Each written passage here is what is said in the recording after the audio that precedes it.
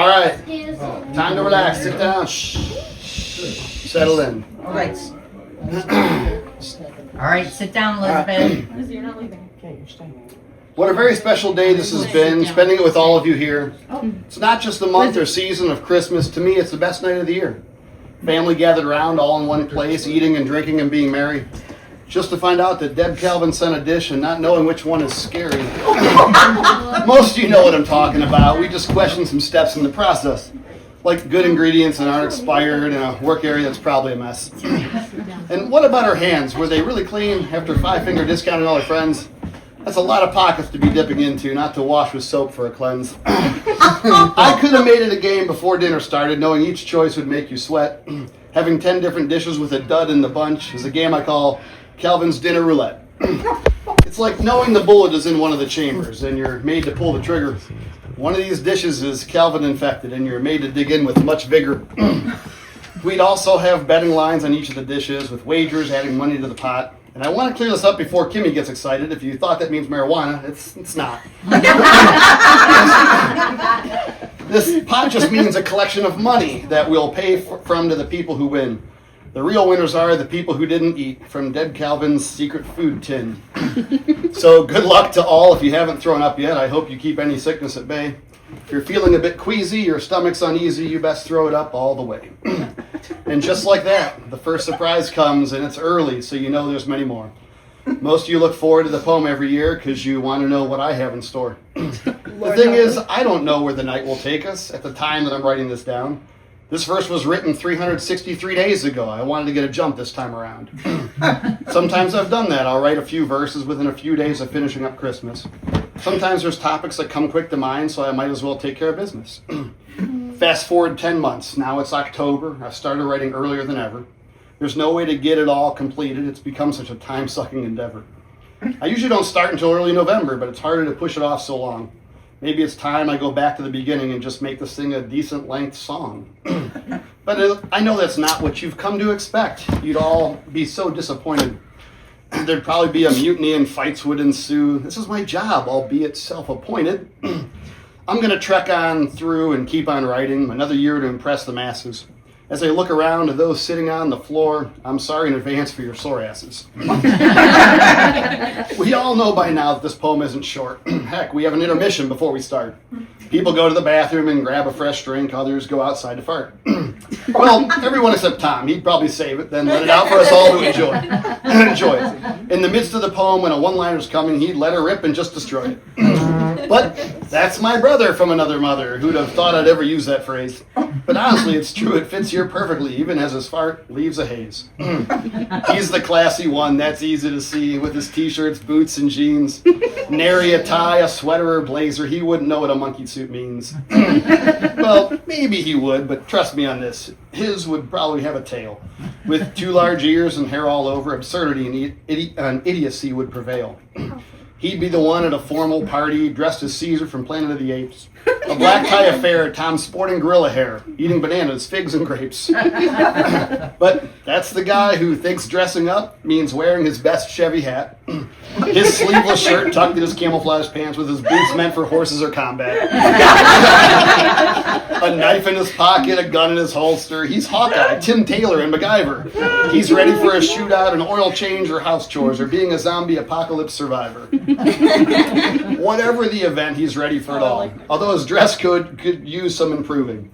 But if you need a hole drilled or some drywall put up, or possibly are thinking of moving, he's your guy, a handyman for sure, with some muscle and all-around ability. The biggest problem you'll have will come to scheduling. He's the poster child for unavailability. Between his awkward schedule at the power plant and all his extracurriculars, he's always doing this or that or another thing. It doesn't really matter the particulars. Is he working nights or working days? I don't think any of us really ever know. Is he on 2, off 3, on 4, off 1, or working days with full moons and rainbows? It's a crazy schedule that none of us understand, and he always acts like it's easy. It's a rotating schedule, flipping every 2 weeks. I swear it's like learning Parcheesi. Then throw in the horses with barn chores aplenty, although Maddie usually takes the lead. 4-H's meetings and fundraisers and stuff. The horses need fed and stalls cleaned. Throw in the car stuff like repairs and shows or visiting Sally in the home. This man wrote the book on a quiet disease. He's got I'm always booked with no time left syndrome. So if you ever need him, book him in advance. Like his vacations, you got to schedule a year out. Don't have an emergency, he won't be available. You're dealing with that by yourself, no doubt. So let's switch gears and talk about something else. Something that makes Joe go crazy. Get on. I was at his house and found his most annoying song. It's What Does the Fox Say? Ring ding ding ding ding ding ding wop pop pop pop pop pop pow. And yes, those are the lyrics. There's many more. If you read them, you'll just say wow. Joe started twitching when I looked the song up. I was playing it on YouTube for a bit. It's a real catchy tune. I can see why it's popular. If you like songs that sound like shit. Seriously, it's dumb, but I knew I'd include it. It was material to add to the mix. It was one more time to get on Joe's nerves and see if he'd hit the bricks. But I better watch it or he might just leave. He says he needs to go to the grocery store. He's got shopping to do every family function. He can't wait to get out the door. Even if the store's closed, you'll find an excuse. Like he's got to go iron his pajamas. Or the carpet needs waxed, or the chickens need milked, or he's got to go meal prep bananas. Or the bathroom needs dusted, the hardwood greased, the silverware needs rearranged, or the trees need raked, the lawn needs oiled, or the car is being exchanged, or the refrigerator's running, the snow needs melted, or the tiles in the roof need counted, the spoons need sharpened, the ladle's flattened, or a buck needs stuffed and mounted. Or he needs to beat the traffic, he's nervous on the road, or maybe the pool's on fire, or the furnace is in desperate need of a filter, or his unicycle needs a winter tire. Or he's experiencing cramps, or pulled a tooth, or has a serious case of hangnail. Or his belts need notched, his sweatpants need loops, or his boat shoes are setting sail. Or he's heading to the post office to see if he's still wanted, or his dog is feeling depressed. Or his Wi-Fi at home is acting up, or he thinks his goldfish might be possessed. Or he left his avocados on the kitchen counter and they're on the verge of being too ripe. Or he thinks his bed is plotting against him, or his car is leaking fumes out its tailpipe. One thing is clear, he's got some excuses. That man will leave if he's got the chance. He's not sticking around to the end of most events, but Christmas is a special circumstance. Even then, he's left early. I remember it happening. He had to go paint the rake. Or whatever it was. There he was leaving, should have guarded the door. My mistake. I just know that if Joe's here till the end, that's worthy of a round of applause. Because you never expect it. It's nice when it happens, but he'll up and take off just because. So far, so good. He's still in the room, though he's been eyeing his shoes and coat. But if you see him stand up and stretch a bit, trip him and poke him in the throat. You're staying put, man, from beginning to end. I'm sorry about the little throat poke. But it's time to start staying and not leaving early, or else I'm bringing more of the smoke. And I don't mean vaping. I don't do that stuff. It's not really good at all. There's respiratory damage and nicotine addiction, and people defend it, which takes a lot of gall. Well, moving along, as I'm sure there are other things that need discussed up here. Like, how about Ari, my sweet adult child? I think it's time we talk, my dear. It was months ago when you graduated, and I don't really want to be a jerk. But I know we talked about when the fall comes, it's time you find full-time work. As it seems to be now, that hasn't happened, and I haven't seen any real progress. I've been patient for a while, leaving you some leeway and trying to trust the process. But it doesn't seem there is one, the process that is, to get you working more hours. Only mornings sleeping in, after late nights in bed, noon risings, and afternoon showers. Wouldn't it be nice to work some more days and bring in a little bit more money? Start really saving and making that bank and get on some sort of path soon, honey. I was thinking maybe I should suggest some jobs, some ones that are a bit off the wall. Provide some ideas to get you thinking about a career you could be in for the long haul. Like a golf ball diver, or a certified emotion fluffer, or possibly a human alarm clock, a lifeguard at the Olympics, or printer ink replacer, or a translator of baby talk, a funeral clown, or sandwich artist, a steak milker, or a scullery maid, a shopping cart wrangler, or a herpetologist. They study frogs and reptiles and get paid. A penguin breeder, or Halloween costume model, a cow puncher, or a dinosaur duster. Professional whistler or namer of clouds, or an office thermostat adjuster, an emergency snack stash architect, or cereal to milk ratio scientist, a laundry sock relationship counselor, or chip bag air pressure specialist. You got that. There's a grocery bag one trip integrity coach, or memes for every situation curator, a dramatic door slam calibration specialist, or a group chat chaos coordinator. an air conditioner temperature treaty lawyer, or a candy wrapper crinkle noise technician, a refrigerator light verification officer, a tape end locator, or mathematician, an indoor plant encouragement speaker, a universal charger compatibility theorist, a TV remote control location detective, or an emoji tone interpretation specialist, a Bluetooth connection ritual performer, a sneezing volume regulator, a desk chair spinning safety instructor, a couch blanket distribution negotiator. Just when you thought it was done. An air fryer waiting time encouragement coach, a laundry freshness sniff tester, an elevator door hold decision consultant, a pocket change gathering penny stock investor, a professional you drop this reminder agent, a hotel light switch decoder, a bedsheet corner tuck enforcement officer, or you could just keep being a freeloader. I just provided you with 48 careers, and I could have kept going with more. But that's quite a list of options to sort through, jobs there aren't super long lines for. You could probably walk in and name your price, give them a figure you'd expect to be paid, then just sit back listening to their offers, basking how you just slayed. So in case it's not apparent, although I think it is, it's probably time to ratchet up the job search. Working 20-hour weeks at nearly minimum wage, barely affording all of your online merch. You need a better job that pays more money so you can really start to budget and save. Moving on from marks won't be easy or comfortable, but it's time to be a little brave. Many of you don't know that I found out in October that our band up front is a-changing. Bruce let us know that he's retiring from playing, and now we need to start rearranging. We've done it before, many times actually. This really isn't anything new, but this one hit different. I felt we weren't done. It got me feeling a bit blue. When we first started out in 93 or 94, I was young, probably 16 or 17. Dad was in bands for most of his life, but playing with his sons was a dream. Bruce played with Dad for years in Cornerstone. He played guitar, sang harmony and lead. So naturally he asked him to play in our band. Bruce thought about it and happily agreed. Dad reached out to Sandy, an accomplished singer, and as he said, she wasn't hard on the eyes. He wanted her to be our front woman singer and play with this band full of guys. Lastly, we found a drummer to fit us. I believe Mark Layden was our first. Then it was time to learn all this music. We got together a ton and rehearsed. I remember one day we were all given thought, what should we name our band? After a long discussion and many suggestions, Up Front with Pickle was planned.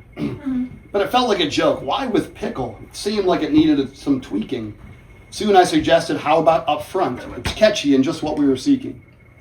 We're going to be a band playing on a stage out front for everyone to see. The name made sense. There was no looking back. As they say, the rest is history. Eventually, we found an opportunity for a gig. Our first one was at Riders Inn. I think Dad celebrated every time we took a break because he was always reaching for a gin. As time went on, 2 or 3 years passed, the band and Sandy parted ways. Bruce took the lead while Dan started singing. This was Up Front's second phase. The more he sang, the more comfortable he got. Dan became our lead fairly quick, which was cool with Bruce. He preferred him there. He always felt more like a sidekick. When Dan was preparing to go away to seminary, I had to start singing or we were done. Wasn't really sure if I had the ability, but it was my turn to be the number one.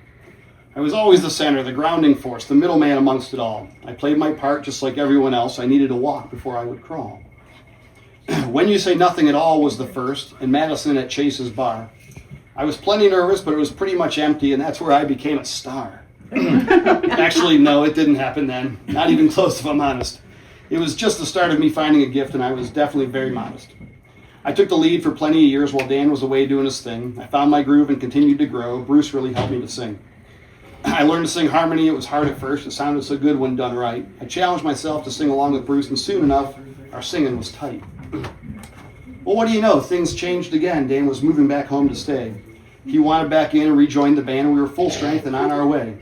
He took the main lead with Bruce and I backups, although we both sang lead a bit. We figured things out with harmonies aplenty. We had a pretty nice fit.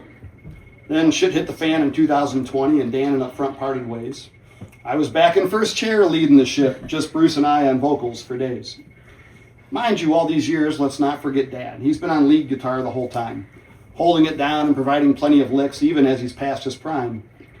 Dad's pretty amazing. Just think about it quick. He's been playing for 70 years. Most of that time as part of a band, garnering numerous fans and cheers. He can't shake that feeling of entertaining others, his passion so strong that it lingers.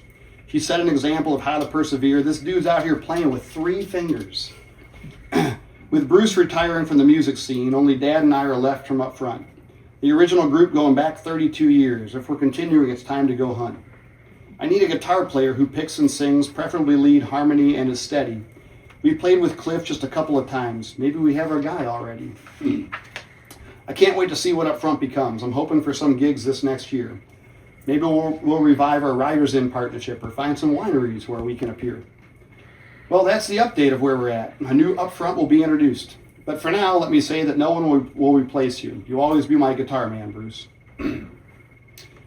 Switching gears to an October purchase that had my head a bit confused.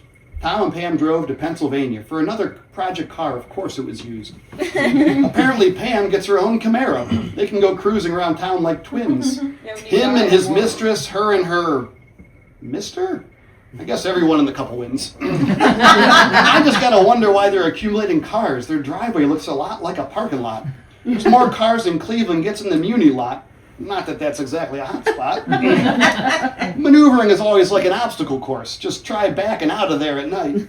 Between the 27 cars and all the dogs roaming around, it's not really worth the fight. You could go back inside, take a nap till the morning, give it a try when it's light enough to see. They probably won't notice you slept at the house. People come and go like ants on a tree. But seriously, the cars, so many cars. More cars than a beach got sand. It's like you all aren't done until you each got 3, and it don't matter if people don't understand. I just can't wait to see Pam dressed like the 80s. Her hair all curled and really poofy. Oh, God. Colorful leggings, belted miniskirt and crop top. A denim jacket, a sweatband, looking goofy. Hell yeah! How about acid wash jeans and a leopard print shirt with a suit coat that has shoulder pads? Boy, am I glad we moved on past those trends. There were definitely some head-shaking fads. I love the 80s. I know as I say this, Sam's out here reminiscing, probably talking about how she loves all those styles. She's nodding her head in agreement, saying yes, picturing all those colors as she smiles. In fact, why does Pam get to be the only one? Who gets to style herself like the 80s? Sam will ride shotgun if she gets to dress the part, and those are our 2 retro ladies. But there is one problem they didn't consider when they got impulsive and bought her that car. Pam doesn't like to drive anywhere ever, so a second car seems to be a bit bizarre. Just consider Sam invites her to come over, watch a movie, shoot the shit and chill. She always says no, or there's some type of excuse. She ain't coming to the other side of Painesville. That woman ain't budging, not getting in her car, driving only about 10 miles to hang. She's a serious homebody who's not coming to see you, and that's the honest to God truth, gang. I'm thankful it's Christmas, her once-a-year visit, to come out east for a change. I can only imagine if she came in July. Seeing no Christmas tree would be strange. But here's to hoping in 2026 Pam will finally get out of her comfort zone to come out and visit, whether invited or at random. Not with Tom, but just her alone. It would mean a lot to Sam going out of your way, her not always having to come there. She'd like to feel chosen and worth that effort. It's a way to show that you care. And listen, I know, and so does she, that you love her and me to the moon. I'm just throwing out that we'd love having you over in March or May or June. Or any month, really, without a good reason. Just here, because that's what friends do. They visit each other, they talk, they laugh, they bash their husbands when they're idiots, too. Take tonight, for example. You two should start planning a get-together. It ran about me. She didn't know I was writing any of this stuff. This probably has me in the hot seat. Maybe this will give you both a chance to take a car ride, like I mentioned before. Put your best 80s clothes on, that's not saying much, and plot how we're going to war. It's okay, I can take it, I definitely dished it out. I'm expecting some crazy retaliation. Maybe beatings or floggings, brandings and such, possibly up to and including castration. But back to the car, take it out on the road, even if you're just going up and down Stratford. Then once it's back, make sure to tarp it, because you don't want it covered in bat turd. How about we move along to Olivia? She can't ever make it here on Christmas. She's either with her mom or dad this night, taking care of other family business. Wish she could be here to spend it with us all, but then again, in most recent years, I've torched her dad and stepmother pretty bad with things not meant for a daughter's ears. Come to think of it, not to mention yet a Dan, I'll have to come back to him later. You didn't really think I could go this whole poem without mentioning our family's detonator. But for now, I'll focus on a sweet young girl, the runner, the rider, the athlete. She likes working out and building up a sweat at the gym and cross country or a track meet. But does anyone notice she can give some dead stares? Look at you like you're stupid and you know it? All it takes is a slight offbeat comment, then she turns her head to show it. Looks you square in the eyes, deep in your soul. Gives a look that would kill a young child. It's such a straight face with disgust showing through. It's dismissive and bordering on wild. It's like when you hear something you know is dumb, and a lot of us might try not to react. She doesn't hold back. Can't hide that face. She's giving that look. That's a fact. It starts straight-faced. Then the lip curls, with her nose nudging up just a bit. Her eyes give a roll, then she turns her head away. That's her thinking you're a dipshit. It's that type of eye roll and look away that all parents tell their kids you best not. Especially in defiance of something just asked. You best hide that face before you're caught. Then 2 minutes later, she might laugh it on up, start bantering and joking and such. You might think you're bonding, improving your connection, but don't start expecting too much. I know as her elder, she's generally respectful, but she probably still thinks of me as antique. And I don't mean of high value, just of ancient times, like an old fogey or relic, so to speak. And I'm not that old, no matter what Tom says, or what he may make my kids believe. I've been that guy that all you kids love. I'm the funny and cool Uncle Steve. No other uncle compares to me at all. I'm confident and have a strong hunch. Whether Dan, Tom, or Joe, or Alan, or Mac, I'm far and away the best of the bunch. But back to Olivia. To her, we're all old. Just men from a far different time. She's more of a kid's kid who passively accepts us and probably thinks it's past our bedtime. But I love her still. Her straight looks and half chuckles, even if just to appease me. I'll take it. She's a teen. I probably don't look cool. I'm just an old who's nearing 50. So I'm gifting her this year a transformation. I'm turning her into a granny. It could have been worse. I could have rolled with the times and transitioned her into a tranny. That could have been something pretty mean, but I'm not the guy who would do that. She's a minor still and has personal rights. Plus, I wouldn't want to put her through that. And about that word, you all know the one. When I said tranny just a few lines back, I think that's a slur, a derogatory term, one that could lead to a lot of flack. But as I look around, I think I'm safe. No one around here should be offended. But in certain circles, you best watch what you say or you'll be canceled or at least unfriended. You all understand, though, I just say stuff for laughs. Don't take it to heart or plan out your backlash. Except for when I told Tom to his face, you look stupid with that porn star mustache. Then Cody followed suit, grew one of his own. Still to this day, he's kept it. He believes it's cool, and the chicks really dig it. Amanda disagrees, but just accepts it. Speaking of them both, late in the summer, we had a baby shower back in August. Pam said she'd spoil her first baby grandchild, and she carried that out as promised. Friends and family showering love toward the couple for the baby and the sonogram.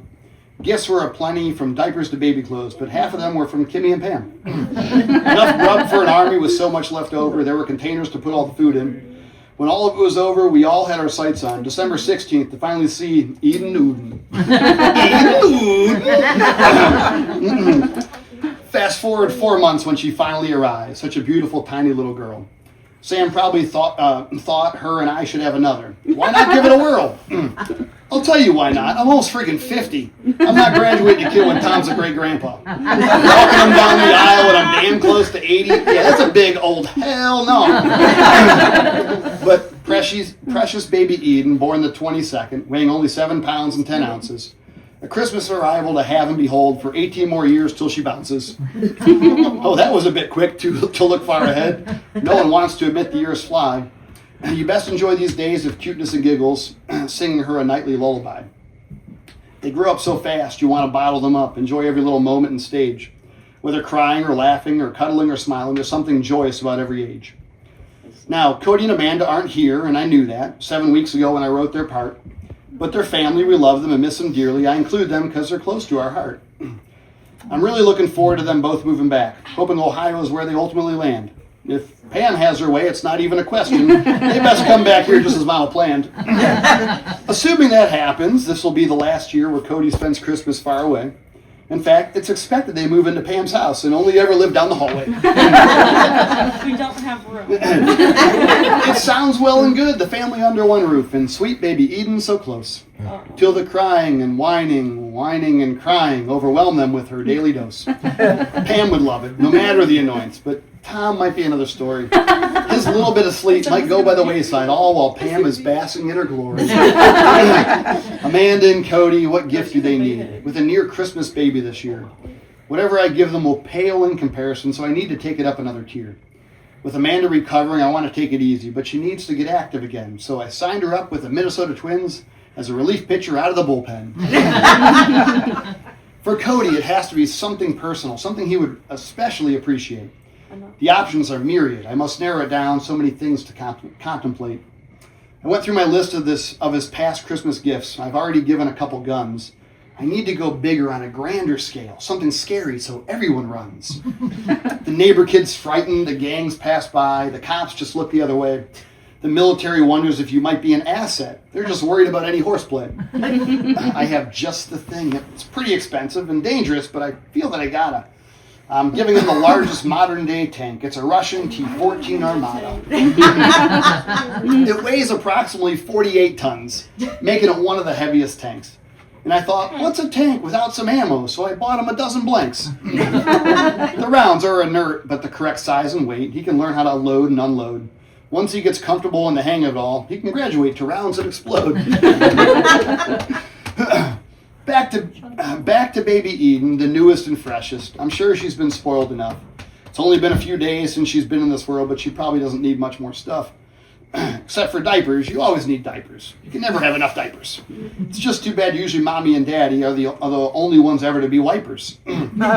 She's from Generation Beta, or didn't you know? Those are the kids born in 2025. They're babies who will live to see the 22nd century. They'll see AI and automation thrive. They'll experience autonomous transportation, be eco-conscious and hyper-connected. They'll be global citizens with strong cultural awareness. Increased personalization is to be expected. Resilient and flexible to massive societal shifts, fluency in technological advancements. Heightened concerns about cybersecurity, data transparency, and regulation enhancements. It's a whole new world that Eden will grow up in. Technology will rule her days.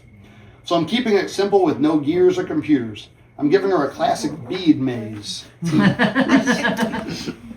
Switching gears to Dakota and Jess, who might not even be here still. They usually try to come, but often leave early. I've gotten pretty used to the drill. Other things come up or other family to see, plus they live a little further than most. Except for Hunter. He flew in from California. That dude's flying coast to coast. If he can do it, be a little inconvenienced. Spend his money and take off for a week. Those two could stay to the wee hours of the night and listen to my poem as I speak. Come to think of it, what does Hunter take off from? Doesn't he just game day and night? He spends 14 hours in front of his computer and transfer the game and the light. He wakes up in the morning and takes a big dump, then no more breaks until dinner. 9 hours straight of joysticks and buttons, committed to making himself a winner. He streams his gaming so others can watch. People do, and they're willing to pay. It's one thing to game, but to watch someone else, I mean, how pathetic are they? But I wasn't supposed to be talking about Hunter, at least not at this point yet. I'll save some for later. I'm sure there's more. Back to Dakota and Jess, who left. Wouldn't it be funny if they're still actually here, since I wrote this about 5 weeks ago? I'm just playing the odds by assuming they're gone, whether it's clear or there's 2 feet of snow. Last year I spent 9 stanzas on both of them, and neither were here to hear it. All that time spent crafting my lyrics. They were barely even here in spirit. They said their goodbyes, and it was nice to have them, but damn it, just stay till the end. There's nothing that's better than Christmas night here. On that, you can surely depend.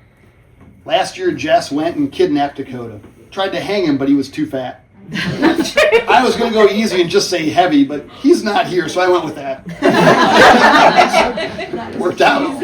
So you might remember that the rope did snap. Dakota made it out alive. Bless you. And Jess was determined to kill him still. She cut the brake lines to get him when he drives. But Dakota became aware of every little thing. He'd never let Jess out of sight. He saw her do it and chose not to drive, and he monitored her even at night. One day went by, and then another, and Jess even forgot she did it. Finally, Dakota decided to question her, but she'd never give in and admit it. It was at that time that Dakota was determined to get her before she got him. So all this year, he's been plotting her demise. I know that seems a bit grim. But can you blame him? He was targeted first. He's just flipping the script on her, putting the pressure on her to feel nervous, stalking through the lens of his silencer. For the past 2 weeks, she's been noticing a laser that's been pointed directly at her chest. Doesn't much matter wherever she's been, and it has her completely stressed.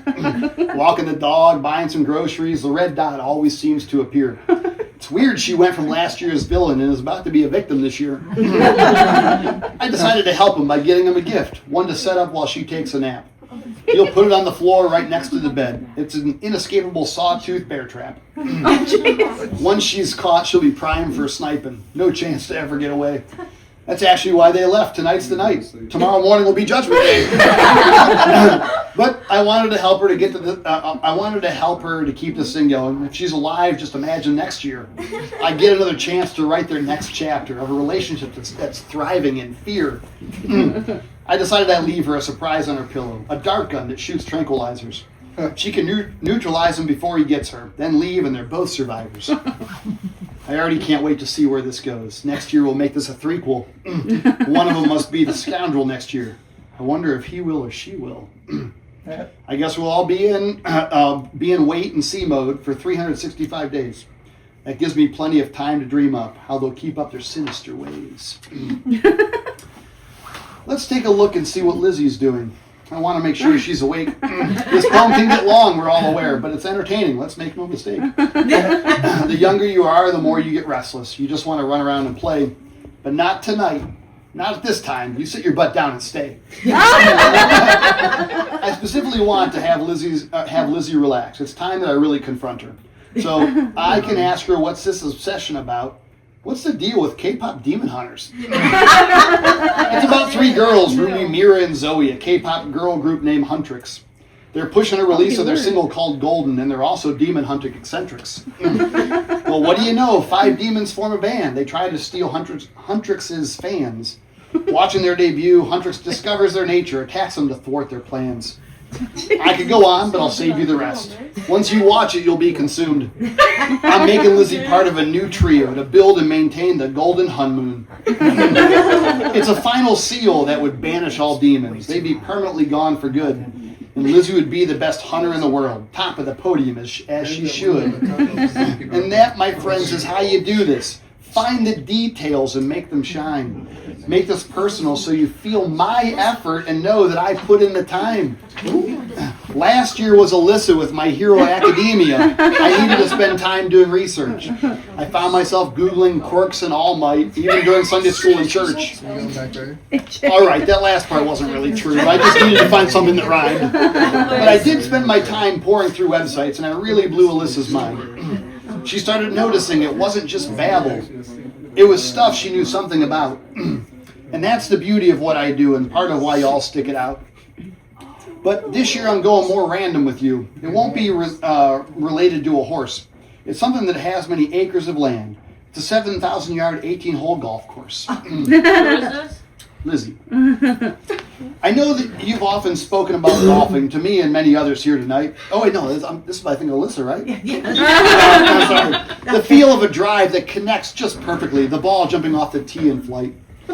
Only to land 300 yards down the fairway. If you're like me, it's way right or way left. And hoping you don't land in a sand trap or lake or a squirrel or crow commit theft.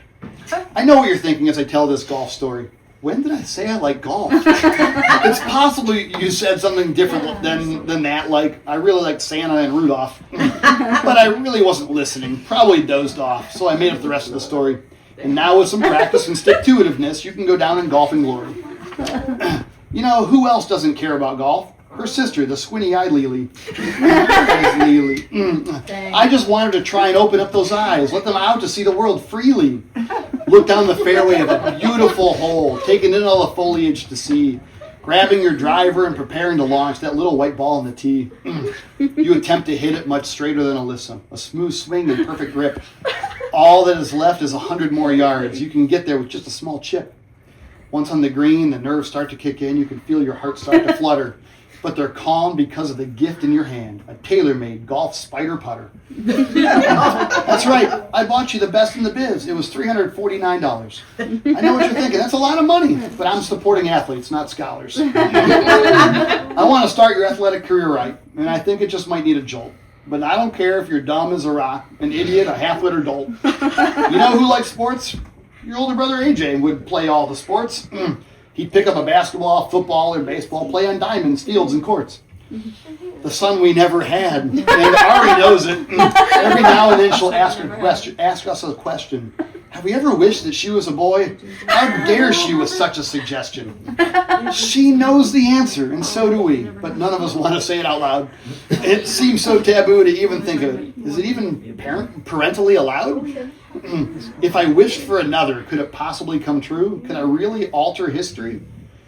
I've thought of it, sure, quite a few times. I think it will remain a mystery. Back to AJ, now that Ari's riled up. He recently got a place to himself. I was thinking about a gift as a housewarming present. Maybe a small elf on a shelf. Have you seen the memes about elf on a shelf? Where they say to now get ready, to now get ready for? There's plenty of examples like Gollum on a column or dumb ones like S'more on a door. There's Tide on a slide and Parton on a Spartan and Darth Vader on a tater, Shrek on a deck and Shaggy on a baggie or a debater at the equator. This all got me thinking of what to get AJ. I hope that he's ready for this. I got him a small little porcelain statuette of Alana. It's Sis taking a piss. Speaking of Alana, her and Reese got a place. I'm still waiting for my invitation. I know they moved out towards the Mayfield direction, but I don't know their exact location. I'm so unsure. Even Mayfield might be wrong, but I do know it's west of Menor. I think it's an apartment and not a house. They're not owners, but just a renter. I'm proud of them both, and AJ too. Moving out isn't easy at all. In today's day and age, the market where it's at, it's hard enough to pay for a horse stall. But I know how Reese and Alana afford it. It's from the online subscribers and clicks. There's a secret account on OnlyFans where Reese sells his hairy ass pics.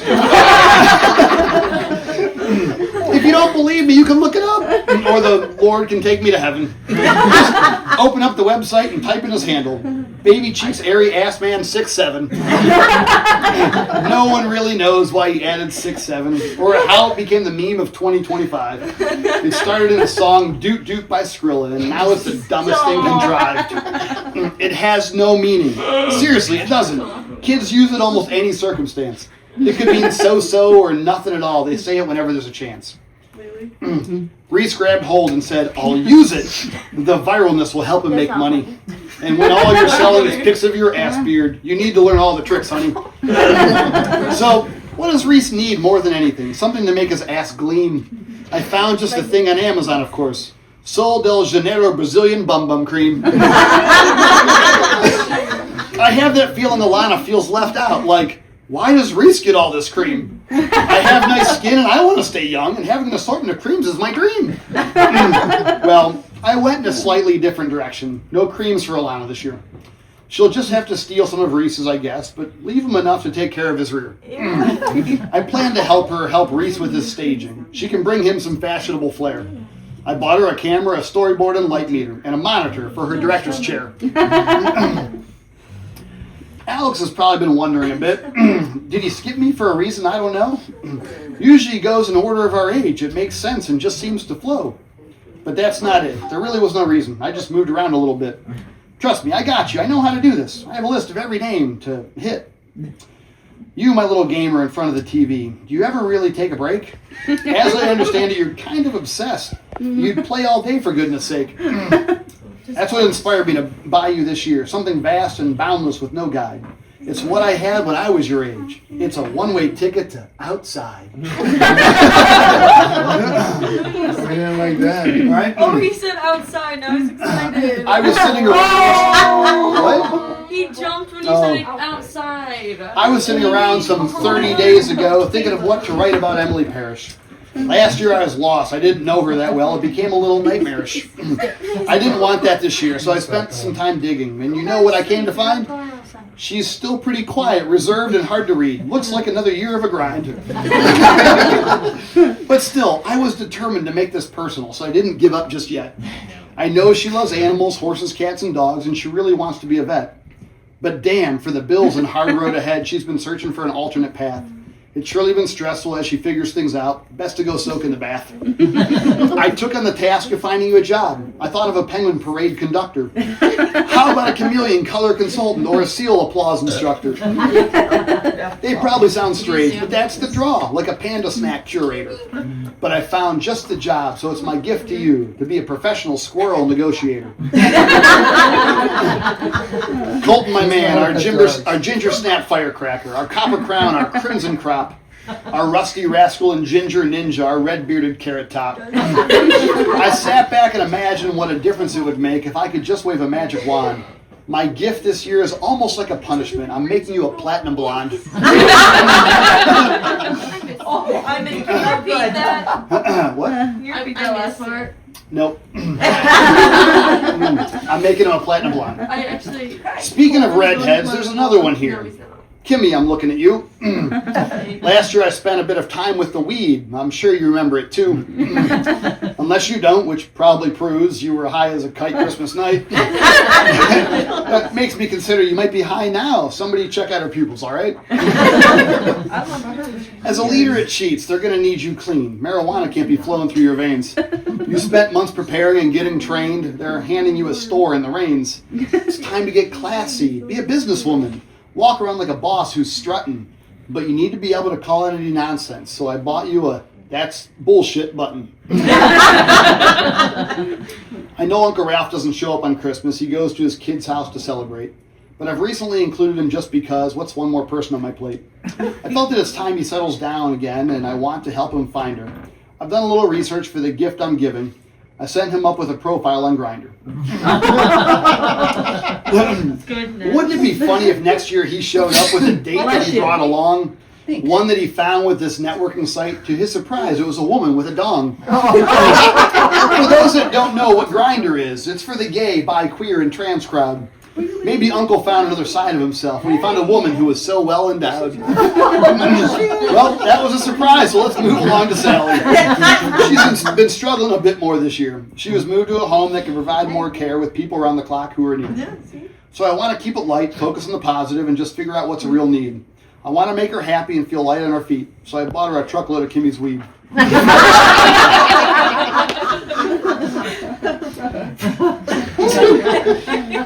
For the second year in a row, Jill was invited over. After last year, she knew she wanted back. But she begged me to be nice, give a positive spin. She didn't want any more flack. Welcome to the bunch. I gave a little punch. You laughed, but I had a hunch. This year, let's talk about your chocolate cookies. They always have quite the crunch. Now, for me, that's fine. I like a hard cookie, and honestly, that's the truth. But others might feel they're like biting a rock and are worried they might chip a tooth. That's okay. There's more left for me. I can only eat 3 or 4 dozen. But here's a recipe for a way softer treat. Maybe you could make a blueberry muffin. Speaking of baking, I'll turn my attention to Mom. She's been known to be a pretty good cook. She cooks with passion, a spritz and a dash. Meanwhile, I'm over here needing a book. Whether pasta or meatloaf, dumplings or chili, or bread that she loves to bake. She's one of the best cooks I've ever known, except maybe not cooking a steak. They're a bit overcooked, at least for my liking. They can kind of get a little bit rough. Or tough, I should say. But don't let that stop you from making other things. You cook a lot of really good stuff. For you this year, I'm focusing on the food. I'm going to get you to cook something a bit fancy. I'm buying you training to perfect the cook on a beef Wellington with Chef Gordon Ramsay. Look at you, Nana. Hey. Paul Calvin is here as a late addition. I'm glad he took us up on our invite. But it meant that I had to go back to my desk and think what I'd write for him tonight. No one shows up if I have enough notice and doesn't get included in the fun. I had this thing finished and all printed out. Turns out, I guess I wasn't done. Paul's a teacher, for those that don't know. He teaches at the high school level. It's at those years that kids come into their own. You know if they'll be an angel or a devil. I'm sure Paul is great and commands his classroom, but I'm confident he's come across a few pricks. That's why every teacher needs to have in their bag a few tactics or weapons or tricks. Luckily, Paul's a pretty sizable guy, and he can probably handle himself in a pinch. If things get a bit hairy, I'm sure he's not above hooking them up to a winch. Not to kill him, just drag him for a bit. Give him a few bruises and road rash. That'll teach them to mess with this teacher, because they'll know there's going to be backlash. And that's why Paul's reputation precedes him. Even the principal looks the other way. Paul walks the hall like the boss of it all. Kids know crossing him will be their judgment day. And that's when it hit me exactly what he needs. Someone to help relieve all his stress. He needs a woman who can match his energy. Here's a wife who's also a murderess. Dad, I know it's been a rough few months. First it was your back, now your eye. You can't stand for long. Your left eye can't see, but you can still enjoy apple pie. I know what you're thinking. Why does that matter? It's just a piece of pie or a plateful. But it's the little things in life when you look all around. You can learn to cherish or be grateful. It's time to push all the negative aside, not ignore it, but focus on the good. You can still walk and talk. Your brain is still sharp. You remember more than most of us ever could. I wanted my gift to revolve around your smarts, something where you can use your memory. I'm sure all the categories were history and I made sure all the categories were history and science. I booked you for an episode on Jeopardy. Hi, Pammy Pammers, the Pamela of Pams, the Amazon woman of Tom's dreams. He's always been attracted to giants with memories. When he pictures you, he always beams. For all of his days, he'll have a place for his head to rest and relax on your pillows. If you want something different that's leathery and hard, I bought him a couple armadillos. Now, don't get jealous of the little armored ones, thinking Tom might use them as replacement. Don't shove them downstairs in the way back corner, because things will get lost in that basement. Which made me think we could spend some time labeling things to get them categorized. So I bought you some totes, some boxes and shelves, plus a dumpster to get organized. Thank you. If I were you, I'd ask Maddie for some help. You know, she's always happy to work. Then tell her you'll pay her in hugs and attaboys. That'll make her go berserk. It'll be a family affair, just packing and stacking. I think she'll have so much fun. Oh, yeah. And if she doesn't see the benefit now, I'm sure it will make sense in the long run. So what'd you get Maddie, the boy-crazed child who's dating a boy named See, I'm not Jaden? gay. Wasn't it just like a year ago or something she was dating a boy named Aiden? That's Aiden, right? Yeah. Kind of strange. Maybe she has a type. I just didn't think it would be for the name. Well, back to the gift, which is a random and boring. I bought you a steel window frame. Thanks. Speaking of frames, have you taken a look at Jay? He with that stocky biker build? Who would want a physique with those muscles? Even he doesn't look that thrilled. Have you ever noticed how upset he looks? He's got that resting murder face. And if I'm right, this is my last hurrah. Tomorrow I'll be gone without a trace. So I'm switching it up to give Jay a look, something that's probably a no-no. I'm giving him a smile, a creepy one for sure. It's a look associated with Momo. In 2018, there was a Momo challenge. Kids were asked to do dangerous stuff. For Jay, it's just a look that I'm giving him. A permanent smile is bad enough. Let's get back to Jaden, the tall, lanky kid who Maddie didn't want to tell me about. She just wanted to bring him with almost no notice so this poem wouldn't give him a shout. But Tom and Pam told her that wouldn't work, and she needed to ask my permission. So 3.5 weeks ago, she sent me a text. Plenty of time for boyfriend demolition. Just remember that this is all Maddie's fault. If she didn't care, then neither would I. But what's the deal with a fancy modern mullet? I know a barber who could make it go bye-bye. Oh, it stays. With a backcountry look, the smile, and the mullet, you're a small-town working-class hick. Fine, Here's a that's few what I things want. to complete the style. Here's a MAGA hat, aviator glasses, and a toothpick.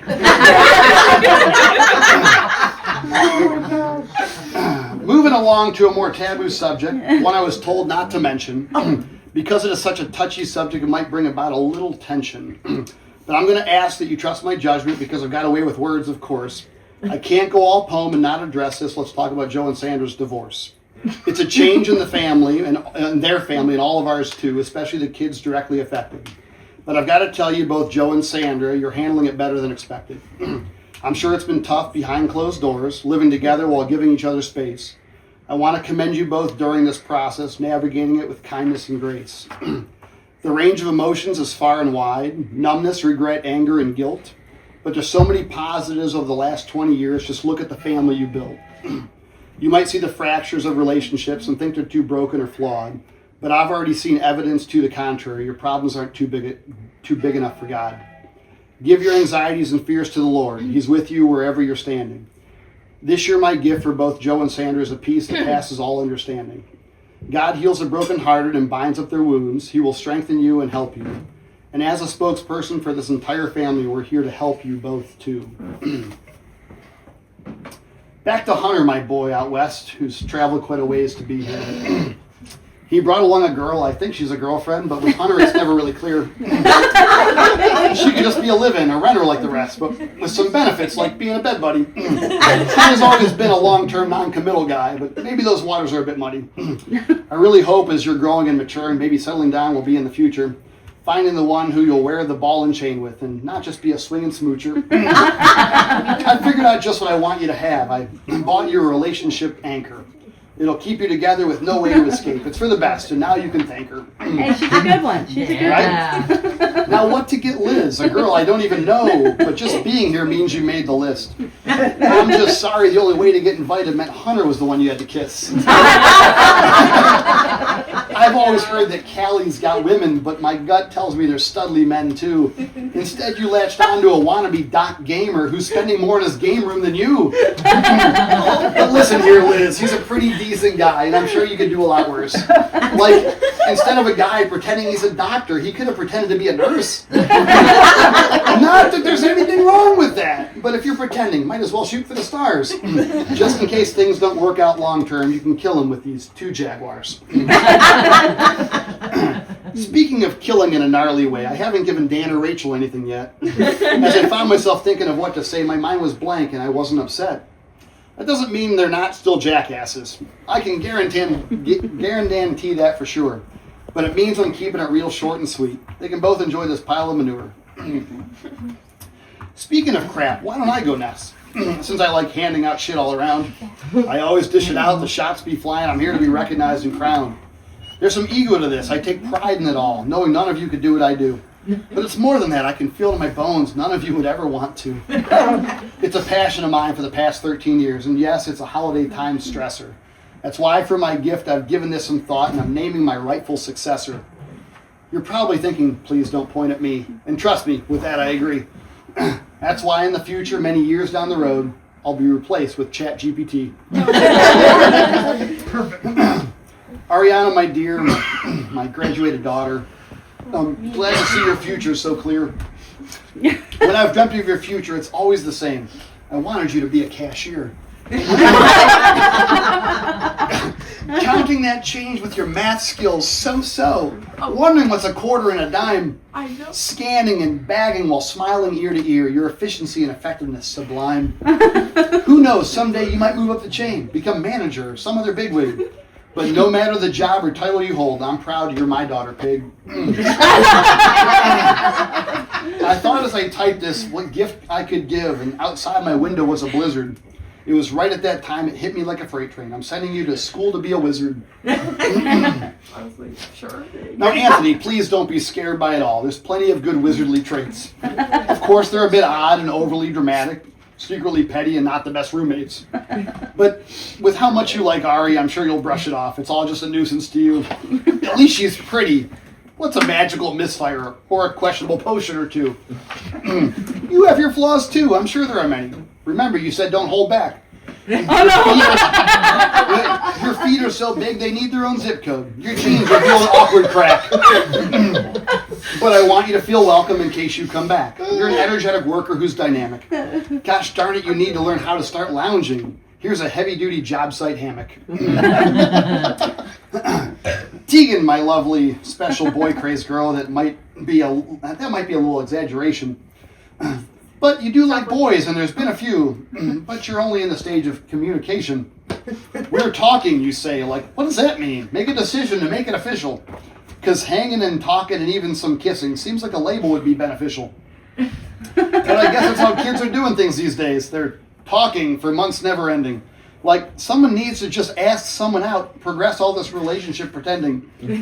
I guess if it's not right, you'll figure it out soon, then move on to the next boy down the road. You can quit wasting time on these nickels and dimes, find your prince amongst all these toads. But I don't want to focus on boys for your gift. There's many other options to choose from. I don't know what they are, but I'll think of something, even if it happens to be dumb. I've got it. Your gift just came to my mind. It's something a dry tree can't really handle. We might want to give the fire department a call. It's a lit scented Christmas ornament candle. And now that we've gotten this far in the poem, there's only one person left to go. My dear precious wife, the light of my life, the one who sets my heart aglow. It's been quite the year, your emotions up and down. Sometimes you feel trapped in captivity. Then finally this month you made a much needed change when Sandra and you got rid of Brittany.